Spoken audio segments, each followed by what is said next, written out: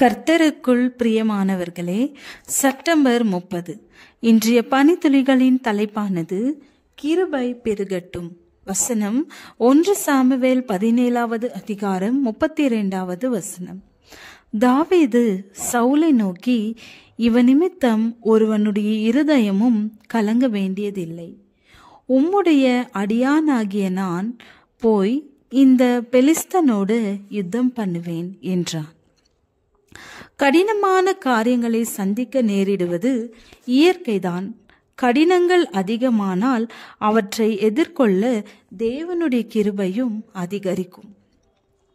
அதிக சிரமமான வாழ்க்கை மாறும்போது அதிகமாக அவற்றை எதிர்கொள்ளும் தேவ கிருபையும் பெருகும்.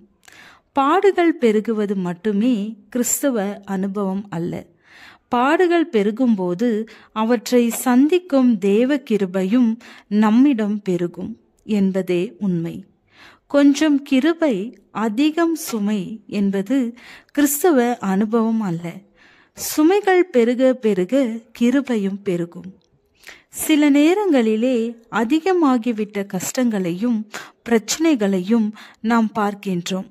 ஆனால் கர்த்தரை நேசிக்கின்ற பிள்ளைகளுக்கு ஒருபோதும் அவை கிருபைகளை மிஞ்சின பாரங்களாக இராது. பாடுகளை மட்டும் பாராமல் தேவ வாக்குறுதிகளை சார்ந்து அவற்றை சுமப்பதற்கு போதிய ஆற்றலையும் கர்த்தர் தந்திருப்பார் என்று விசுவாசிக்க வேண்டும்.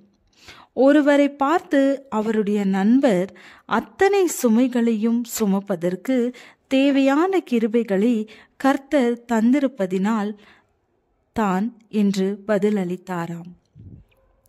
ஏன் இத்தனை சுமை, ஏன் இத்தனை சிரமம், ஏன் இத்தனை சோதனை என்ற கேள்விகளைத்தான் மனம் எழுப்புவதற்கு விரும்பும். ஆனால் விசுவாசத்தால் அந்த அளவிற்கு கிருபைகளை தந்து அவற்றை லகுவாக்கி கொள்ள தேவன் எல்லாம் செய்திருப்பார் என்று சொல்ல வேண்டும். வாழ்க்கை சூழ்நிலைகளின் கடினமான சிரமமான நிலைமைகளை மட்டும் பார்த்தால் மனம் அழுத்தப்பட்டுவிடும். எதையும் எதிர்கொள்ளும் கிருபையின் பலத்தை கர்த்தர் தந்திருப்பார் என்பதே விசுவாசத்தின் உறுதி. எப்பக்கத்திலும் நெருக்கப்பட்டாலும் ஒடுங்கி போவதில்லை என்ற பவுலின் வார்த்தைகள் கிருபையை சார்ந்த நம்பிக்கையை வெளிப்படுத்துகின்றது. ஒரு பெரிய சவாலை சந்தித்த போது சவுல் ராஜா நிலை குலைந்து போனான். ஏனென்றால் தேவ உறவில் வாழாத அந்த மனிதன் ஒரு பெரிய நெருக்கடி வந்தால் அதற்கேற்ப தேவ பலம் தனக்கு கிடைக்கும் என்று நம்ப முடியவில்லை. ஆனால் வாலிபனாகிய தாவீதோ தேவனை சார்ந்து வாழ்ந்த அனுபவத்தால் கோலியாத்தை வீழ்த்தும் ஆற்றலை தேவன் தந்திருப்பதை நம்பினான். மிகவும் ஏராளமான ரதங்களும் குதிரை வீரரும் உள்ள எத்தியோப்பியரும் லூபியரும் மகா சேனையா இருந்தார்கள் அல்லவா? நீர் கர்த்தரை சார்ந்து கொண்ட போதுவெனில் அவர்களை உமது கையில் ஒப்பு கொடுத்தாரே. தேவனை நம்புங்கள், அவர் நடத்துவார். ஜெபம்.